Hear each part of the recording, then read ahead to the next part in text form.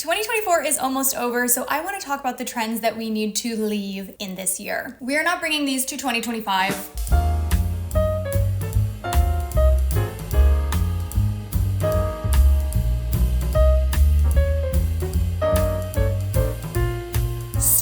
With the blank blindness trend that emerged earlier this summer. I did an entire video about blush blindness and just blank blindness, but the idea of this is that maybe you're wearing too much makeup or you're doing your makeup in a way that your future self will be embarrassed by.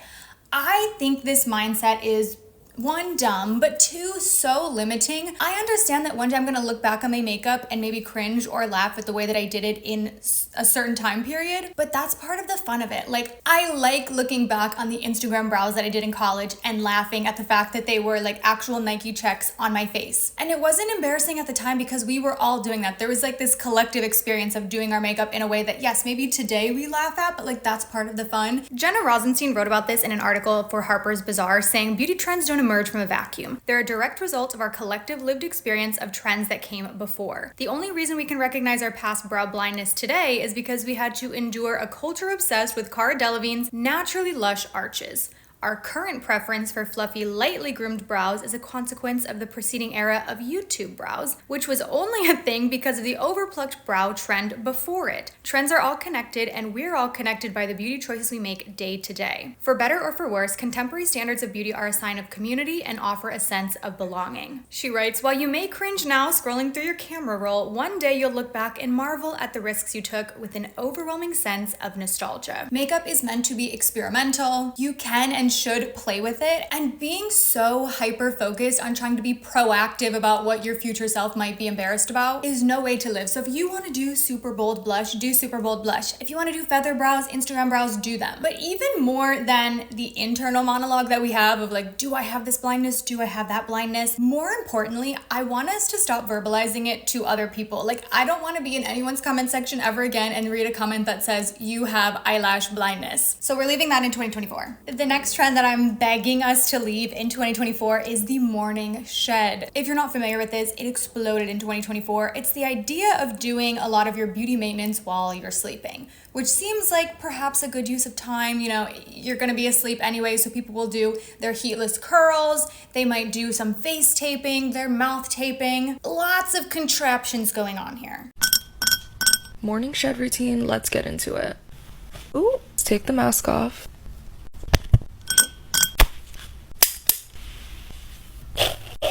Is always so satisfying. Ooh.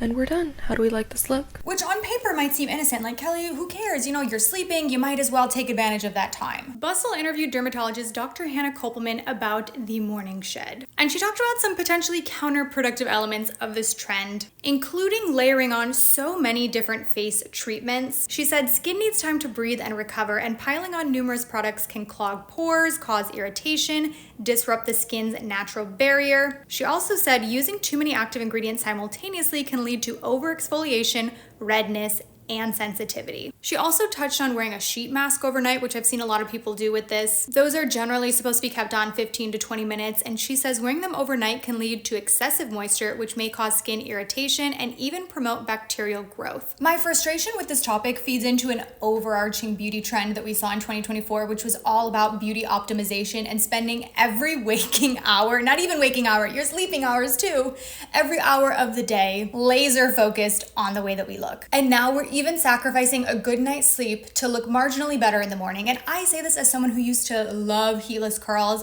I love heatless curls as a concept. I like the idea of having some curl to my hair without having to put heat on it. But I've pretty much exclusively stopped doing them because every time I'll do heatless curls, I get such a bad night's sleep. My sleep is more important than the way that my hair looks in the morning. Maria Santopoggi wrote about this for Allure and called it the prison of being perpetually hot. She writes, practical concerns aside, it's hard to look past the emotional ramifications of a trend that encourages people to chase after physical perfection, even in their most peaceful, undisturbed, and unconscious state. She also writes, maybe the real ugliness here isn't how we look when we go to bed encased in products and tools, but how we see ourselves in relation to the pursuit of beauty. And while there could be a time and a place for things like heatless curls, like I said, I used to love them, in 2025, I encourage us to view our sleep as a time to rest and recharge, instead of focusing focusing on the all-consuming pursuit of beauty, which will lead us into the next trend that I'm asking us to leave in 2024, and that is the beauty optimization trends. I did an entire video about this. I will leave it linked down below, but 2024 was really about customization in our beauty routines, which on surface level probably seems like a good thing, and in many ways it certainly is. My feed was inundated with videos about finding your color season. Are you wearing the wrong colors? Could you be looking better in different colors? Do you know your contrast level? Are you achieving facial, did you see Tilly's tail?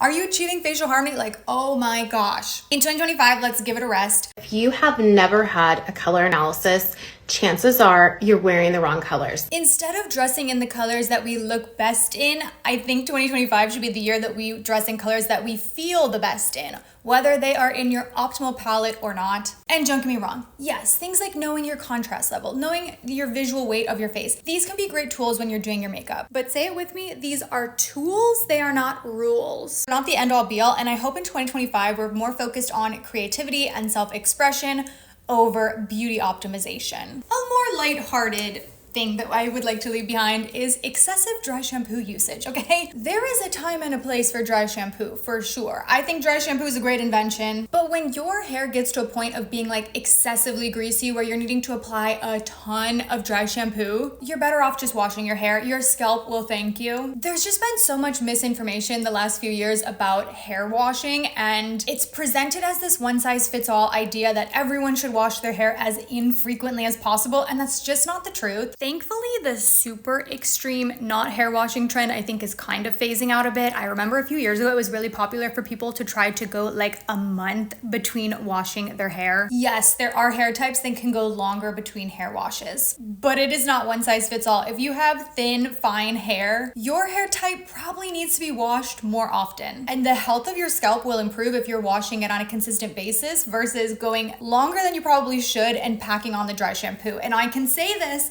as an ex-dry shampoo aficionado. I used to try to go over a week between hair washes, but I do not have the hair type to do that. It was a disaster. My hair is so much happier. My scalp is so much happier now that I'm washing it more often. Mayo Clinic dermatologist Dr. Dawn Davis says, we oftentimes think about shampooing as being beneficial for the hair, but we forget we also have to address the scalp as well. She says the buildup of dead skin and oil residue on the scalp can lead to dermatitis and dandruff and be quite uncomfortable and itchy. I promise you, if you're having like flakiness, dandruff, if you're having any problems with your scalp, there is a very high likelihood that the problem will resolve itself if you just start washing your hair as frequently as your hair needs to be washed, which again varies widely from person to person. But I hope in 2025 the conversation is more about our individual hair types versus just trying to go extended periods of time and subbing in dry shampoo for actually cleansing your hair. This one is personal because I have a pointy Cupid's bow.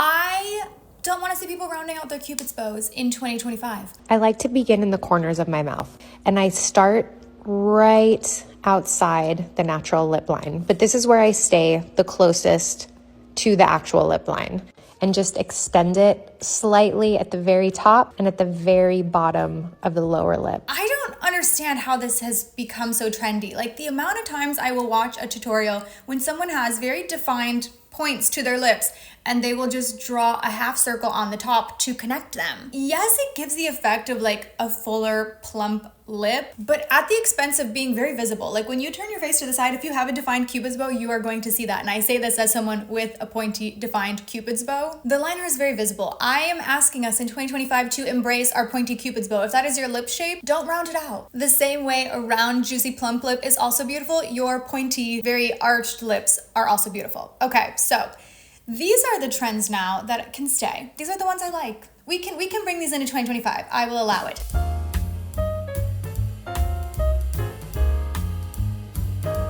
And the first one is actually a hot take.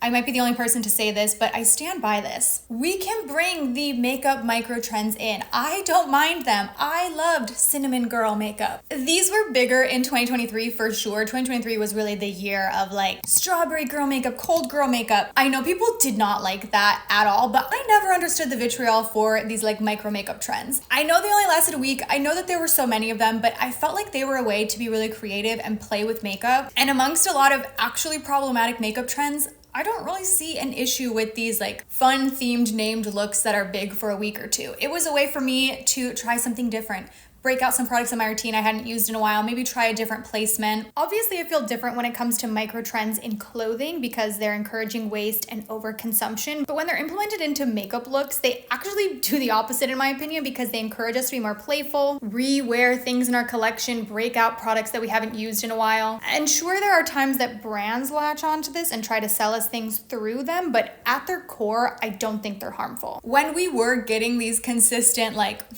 makeup look of the week trends, I will call them, I was having so much fun playing with makeup. We were getting tutorials again. That's something people always say they want to see more of, but it was also relatively low pressure. It wasn't like, oh my gosh, you're not doing tomato girl makeup, you're so out. Like nobody cared that much. They were just fun little trends that were cool for a week. I don't know, I thought they were totally innocuous and I missed them. And I think that we can bring them back and ramp them up in 2025. And I know that I might be alone on that, but I welcome them. I also welcome the anti-consumption trend to come into 2025. I know it's gotten some pushback as well, between de-influencing and anti-consumption. There was a lot of discourse about those topics. I know the general consensus was like, what is underconsumption? This is just normal consumption. But at its core, I think it got the conversation flowing and it's something we can grow on in 2025. I think it was and is positive to speak about what a normal collection looks like, what it means to use your products until they're gone, to mend your clothes when they have a hole in them. We live in such a disposable society where we're taught that things should be replaced often. And there's one phrase I hear often, even out of friends in my personal life when they're referencing maybe a piece of furniture in their home and they'll say something like, well, I've had this for a while, so I'm ready to replace it. Even when there's nothing wrong with the piece, we're almost brainwashed to believe that we should only own things for a few years and then we need to replace them. And don't get me wrong, there's a separate conversation about the way that goods are made today, and they rarely hold up as long as they theoretically should, but that's for a separate video. But the increased dialogue about underconsumption and no buys is helping people unpack a lot of these beliefs that we've been taught surrounding our consumption habits. I feel like part of the reason why I ended up with such a ridiculous amount of clothing was because I wanted to keep up with the internet. There's a fashion hamster wheel on the internet, and I was on that hamster wheel. I felt repulsed at the piles of clothing sitting outside of my closet during the cleanout process. I felt sick to my stomach. Made me feel sick. I felt like a gluttonous pig. This is a valuable conversation that I think we can build on in the next year. Okay, some product launches that were really big this year, like categories that can stay in 2025. Body sprays. I know not everyone likes a body spray. I know a lot of people prefer a true perfume for the longevity, but I love a body spray not only because it's inexpensive, I like that they're pretty portable. Yes, you might need to reapply them more often, but the lower price point and the popularity of body sprays has made fragrance more accessible to more people. Like a full-size perfume will generally run you around $100 or more, but a body spray typically has like 2 to 3 times the amount of product for about a third of the price or less. Yes, you are applying it more. It doesn't wear as long, but you're also getting more product. I like that this is portable, travel friendly. I can easily throw it in my purse without worrying it's gonna spill. Business of Fashion writes, while luxury sales faltered and beauty's previously rapid growth softened, fragrance thrived as 2024's fastest growing beauty category. They write, premium brands drove further into accessible formats like body spray and hair perfume. And looking into 2025, the fragrance market is set to become even more saturated as brands move into a hot category. I love body sprays, okay? Also, product launch type, lip stains and lip liners. Those I welcome into 2025, and I think they'll continue to be big in the new year, especially lip liners. This was one of the predictions I had for 2024, that it would be a lip liner heavy year in terms of launches, and it definitely was. We saw lip liner launches from Kosas, Refi, Say, e.l.f., and so many other brands in 2024, and I'm hoping 2025 is as well. It is one of my favorite categories of products. It has the most transforming quality to it. Like, I don't know, whenever I'm doing my makeup, my lips are the last step. And there are so many times I'm looking at it and I'm like, I don't like this. But then I put my lip liner on and I'm like, oh, it's perfect. There are actually 2 steps in my getting ready routine that I feel like are transformative. The first one is a lip. And the second one is earrings. I will be like, I'm not liking the look today, but then I put earrings on and I'm like, oh, it came together. That lip liner is like the earrings of makeup for me, okay? Similarly, lip stains and like lip liner stains. I just love the longevity that they give. Don't get me wrong, I'm fine reapplying my lip, but sometimes I want a stain underneath there to amp it up just a little bit. Like right now, I'm meeting some friends after this, so I was like, I have to get this lip to stay. I did a lip liner stain, the one from CoverGirl that I love so much. Then I put my regular lip liner on top, the one from Kosas. That's actually been growing on me. I didn't love them at first, but they've been growing on me. And then I put on my lipstick. And now I'm like, this isn't going anywhere. Which, you know what? Maybe another thing that we can leave behind? Lip oils. I love lip oils actually. Like, I'm not anti-lip oil, but I've been wearing them so much less, and I've really been swapping them out for actual cream, like bullet lipsticks. They just last so much better. A lip oil, you need to reapply that combo over and over and over again, which I'm not always against doing, but sometimes I just want to put on a lipstick that I know is going to stay. But to be honest, I think a lot of the popularity of lip stains is really tied in with the popularity of lip oils, because a lip oil will almost like eat through anything that's beneath it, and they just don't make the lip combo last very well. And that's where a lip stain comes in. I feel like it's the perfect marriage to have a lip stain with a lip oil on top. Not that I don't like lip oils, but I just personally haven't been wearing them as much as I used to, which is why I love lip liners and lip stains. So those can come into 2025. Let me know what trends and product types you think we should be leaving in 2024 down below. But I hope you enjoyed this video. Thank you so much for watching, and I will go ahead and see you in my next one. Bye.